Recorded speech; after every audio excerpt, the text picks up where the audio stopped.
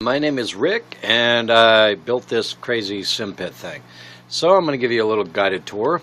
This is the main screen. There's apparently some sort of a large, bright object there. I am in the midst of an asteroid field. Throttle back. Yeah, we don't want to run into those. This is my main power unit. Those are my two multifunction displays. This crazy assortment of PVC is because I'm trying out new things. That is my Mimo touchscreen, and it's not active right now just because I'm using some voice activation this evening. So let's check this out. Navigation. Thank you. Better turn around. I know where I'm going. I just haven't gotten there yet. All right, let's see. I got, this is a Cytec X45. It's an older joystick, but you know what? That and the throttle was cheap, and I got to tell you, these things are crazy. They're a lot of fun.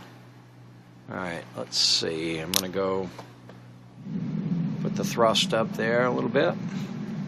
I have one hostile, but he's not close enough to be considered a threat. Check this out. Jump drive.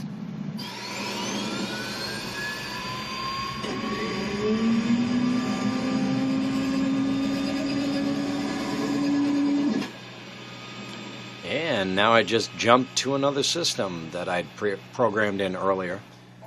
Let's see. Whoa, holy crap.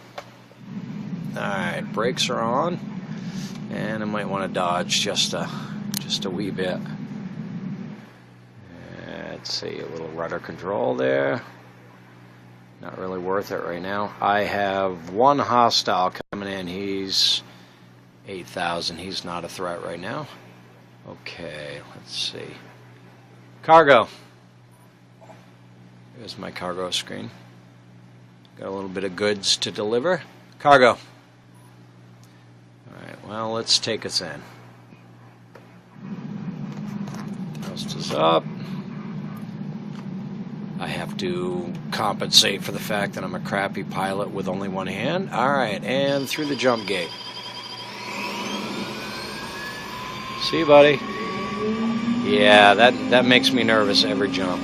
Every jump. I'm gonna smack right into the side of that thing. Alright. Well, everybody appears to be happy. Okay. Let's see where we're at. Forget where I was jumping. Onyx, I think. So I'm looking to offload my goods for the best price possible. And that's kind of the whole point. What do we got here? Station is up here.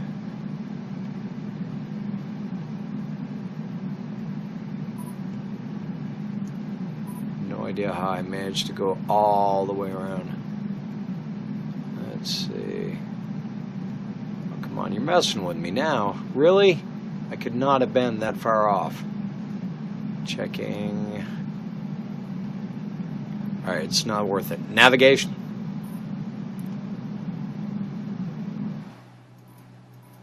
Mouse control is about the only thing that I have not figured out how to get by without. So I'm setting my nav points, just checking that out. That's a jump to Taliesin. Navigation. Jump drive. Go through all this trouble and expense and effort to make switch panels to do what I just told my computer to do. This is dumb. But, a little tour, and again, this is literally just MDF and some Schedule 40 1-inch PVC and a whole bunch of crap that I ended up buying. These are horrid and will not be in the final build, but I'll tell you what, it gives me a place to put both my mouse and the joystick. And over here's the throttle.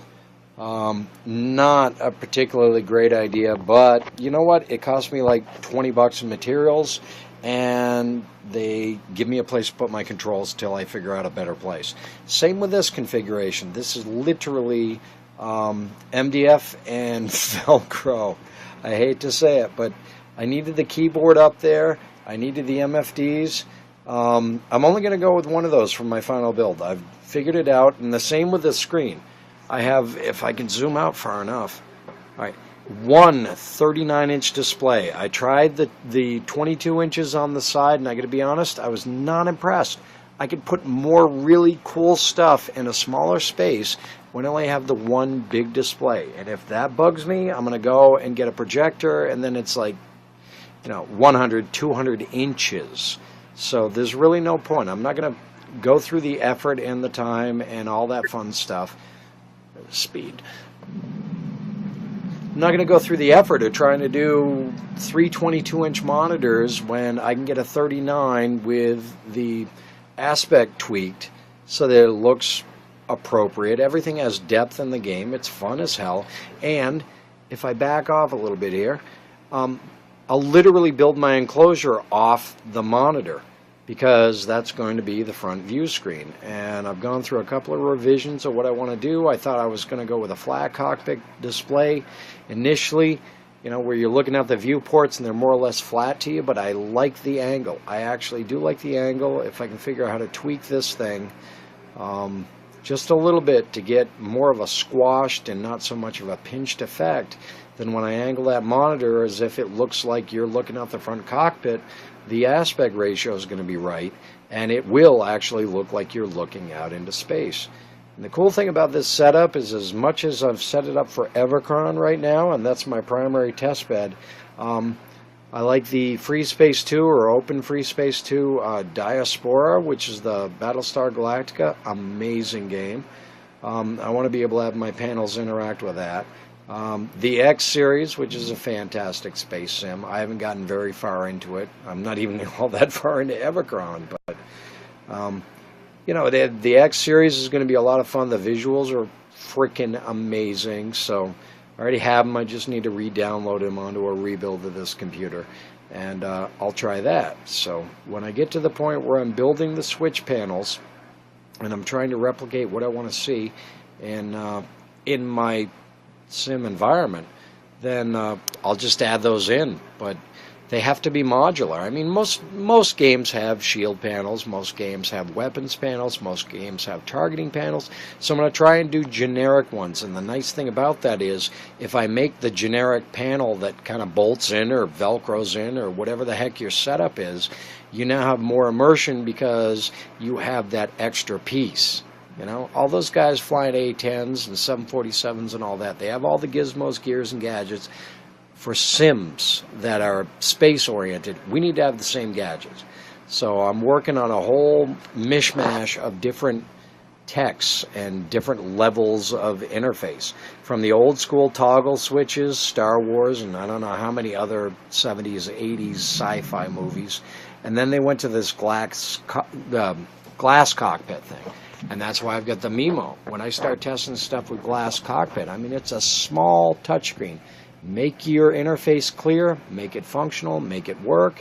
I'll probably just put systems monitoring on that right now. But all of these things are test beds for something bigger, better, and badder. And my intention is to build the pieces for me because I am, 1, lazy, and 2, not really all that good at the building of things.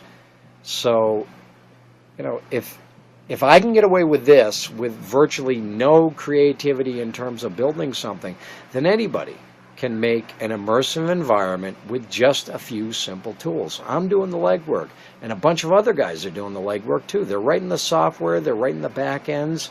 I'm doing the hardware as much as I can. I will figure out how to get it so you just plug it into your computer. It says, hey, you got some sort of weird button joysticky thing, but I got that.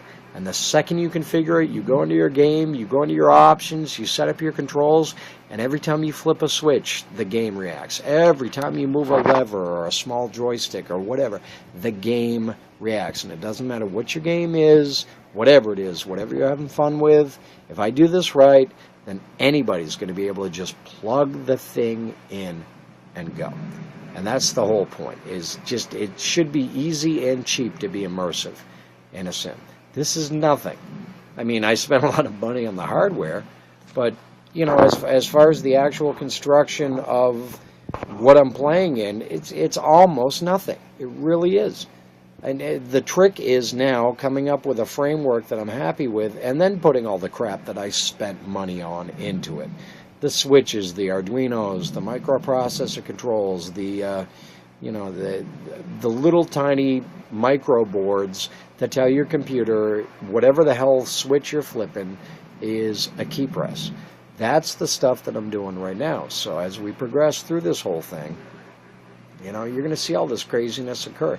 This is the 4th or 5th revision, and I just got it to this point with less than an hour and a handful of parts. I managed to cheese the rest of this together. So more updates as they come, and when I discover something, I'm going to try really, really hard to share it with you guys, because it ain't about me. It's just because I was lucky and fortunate enough to start building this stuff for myself, and I want to share it because everybody that I've ever talked to out there that's doing this kind of thing is happy to share too. That's the bottom line. It costs what it costs, and if I come up with something, if you want it, it'll cost you what it cost me and a little some, because my time's valuable, same as yours is. But can you imagine? Just plug in and go. Your valuable time in a friggin' simulator, that's all yours. Enjoy. More to come.